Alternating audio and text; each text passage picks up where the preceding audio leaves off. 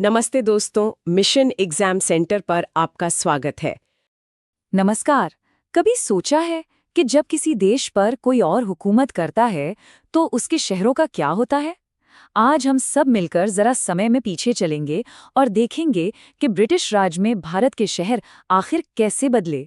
और इस पूरी कहानी को समझने के लिए हम मिसाल लेंगे हमारी अपनी शाही राजधानी दिल्ली की।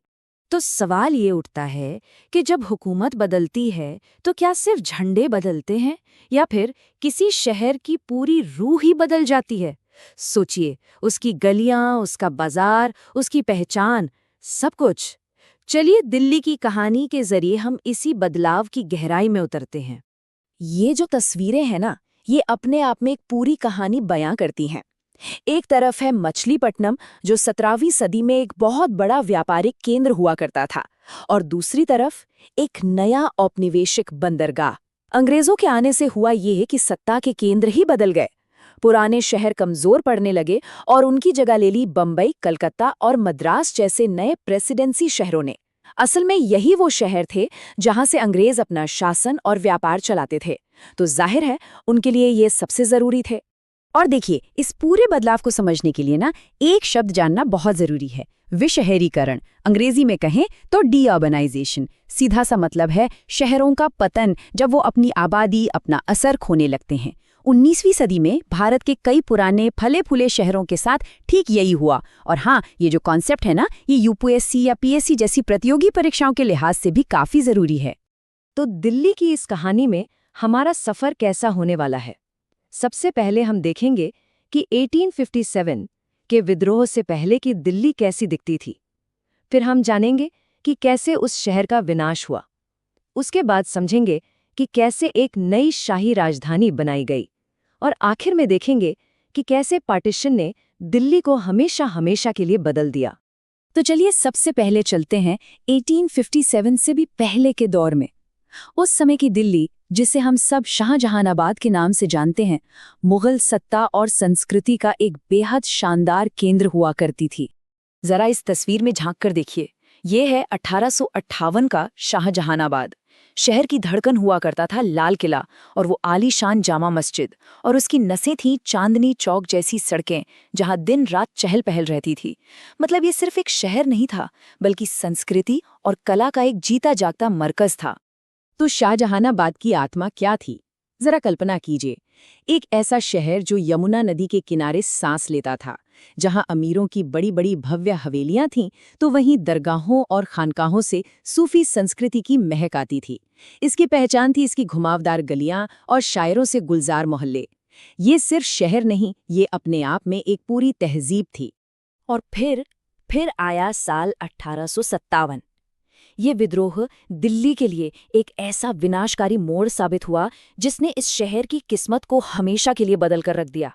दिल्ली के इस औपनिवेशिक इतिहास में ये 3 तारीखें सब कुछ बदल देती हैं। 1803, जब अंग्रेज मराठों को हराकर दिल्ली में दाखिल हुए। 1857, जब दिल्ली विद्रोह का केंद्र बनी और उसने भयानक तबाही झेली। और फिर 1911, जब इसे ब्रिटिश भारत की नई राजधानी बना दिया गया। इस तबाही को महान शायर गालिब के शब्दों से बेहतर और कौन बयान कर सकता है। उन्होंने लिखा कि कैसे अंग्रेजों के शहर में दाखिल होने पर कत्लेआम हुआ और लोग अपनी जान बचाने के लिए शहर से भागने पर मजबूर हो गए। उनके ये शब्द उस दर्द को बयान करते हैं जो दिल्ली ने उस वक्त महसूस किया था। विद्रोह को कुचलने के बाद अंग्रेजों ने सिर्फ बदला नहीं लिया, बल्कि उन्होंने शहर की पहचान को मिटाने की कोशिश की। आखिरी मुगल बादशाह बहादुर शाह जफर को देश निकाला दे दिया गया। शहर का 1/3 हिस्सा, सोचिए 1/3, मलबे में तब्दील कर दिया गया। अपनी सुरक्षा के नाम पर लाल किले के आसपास का पूरा इलाका साफ कर दिया गया। और तो और, जामा मस्जिद पर भी 5 साल के लिए ताला लगा दिया गया। ये शहर के दिल पर लगे बहुत गहरे जख्म थे। लेकिन कहते हैं ना, इसी विनाश की राख से एक नए निर्माण की कहानी शुरू हुई। अंग्रेजों ने अब एक ऐसी शाही राजधानी बनाने का फैसला किया जो उनकी ताकत और उनकी व्यवस्था का प्रतीक बने। और इस बड़े फैसले का ऐलान हुआ 12 दिसंबर 1911 को। उस दिन किंग जॉर्ज पंचम के लिए एक भव्य दिल्ली दरबार सजाया गया था। राजधानी को कलकत्ता से दिल्ली लाना ये सिर्फ एक एडमिनिस्ट्रेटिव शिफ्ट नहीं था, ये एक बहुत बड़ा सिंबॉलिक मूव था। अंग्रेज दिल्ली के गौरवशाली इतिहास पर अपनी शाही हुकूमत की मोहर लगाना चाहते थे। ये तस्वीरें दो अलग अलग दुनियाओं की कहानी कहती हैं। एक तरफ है जामा मस्जिद की वो शान जो मुगल सत्ता का प्रतीक थी, और दूसरी तरफ है वाइसराय का महल जो आज का राष्ट्रपति भवन है और जिसे ब्रिटिश साम्राज्य की ताकत दिखाने के लिए बनाया गया था। मतलब एक ही शहर में दो अलग अलग सल्तनतें एक साथ खड़ी थी। तो इस शाही शहर को बनाया कैसे गया? इसकी जिम्मेदारी मिली एडवर्ड लुटियंस और हर्बर्ट बेकर को। उन्होंने पुराने शहर यानी शाहजहानाबाद के दक्षिण में रायसीना पहाड़ी को चुना। जहां पुराने शहर में तंग घुमावदार गलियां थीं, वहीं नई दिल्ली में बनाई गईं चौड़ी सीधी सड़कें और आलीशान बंगले। मकसद एकदम साफ था, पुराने शहर की अव्यवस्था के ठीक उलट एक ऐसा व्यवस्थित और साफ सुथरा शहर बनाना जो ब्रिटिश राज की श्रेष्ठता का प्रतीक हो।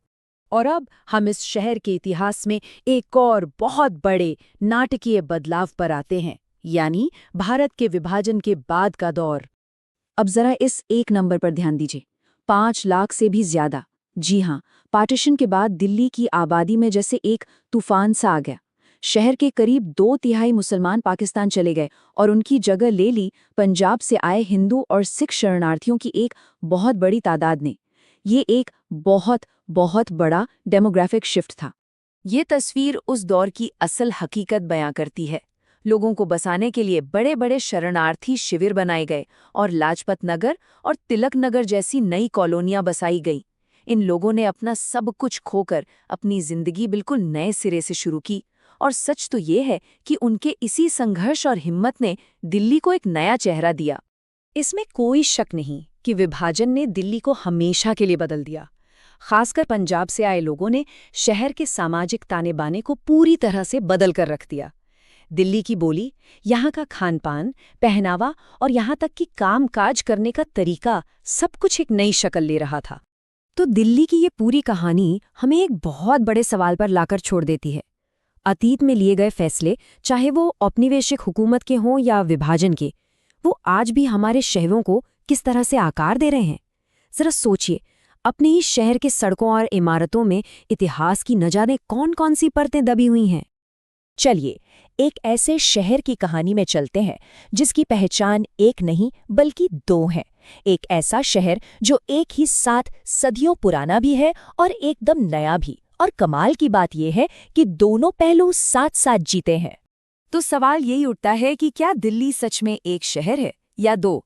आइए समझने की कोशिश करते हैं कि कैसे एक ही जमीन पर दो बिल्कुल अलग दुनियाएं बसाई गई, और हाँ, एक दूसरे से टकराई भी। पहली नज़र में देखें तो फर्क बिल्कुल साफ है।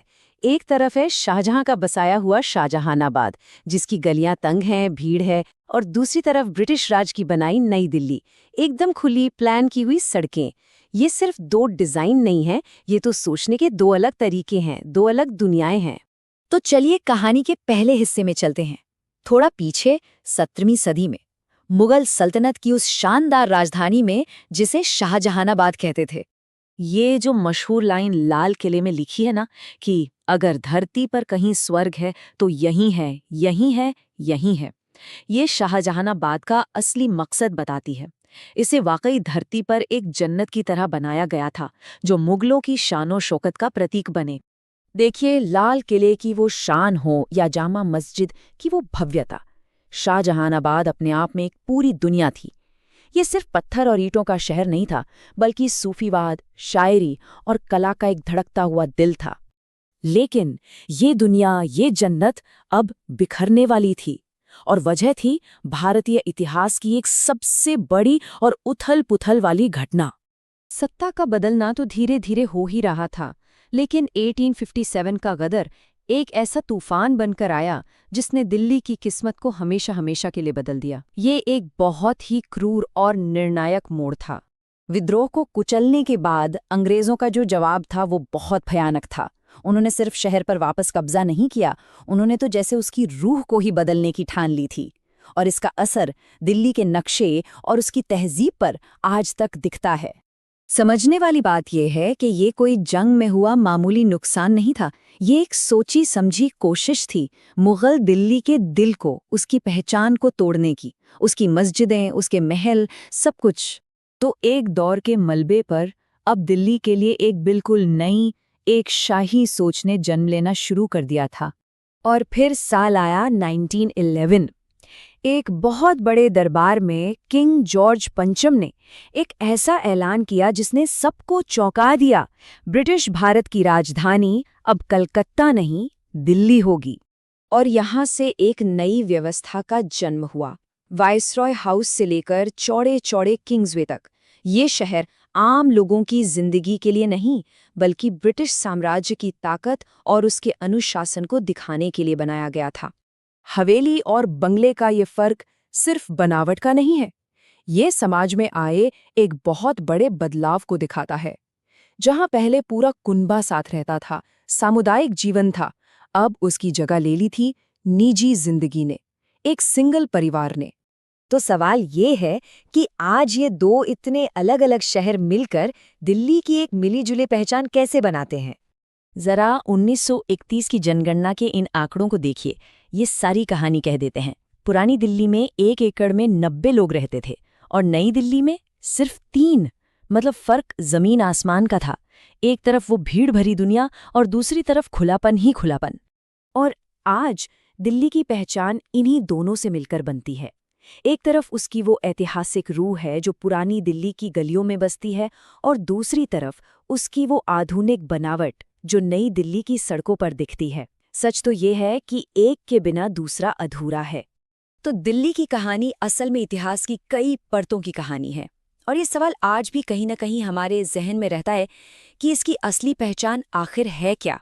वो मुगल आत्मा या फिर वो शाही विरासत?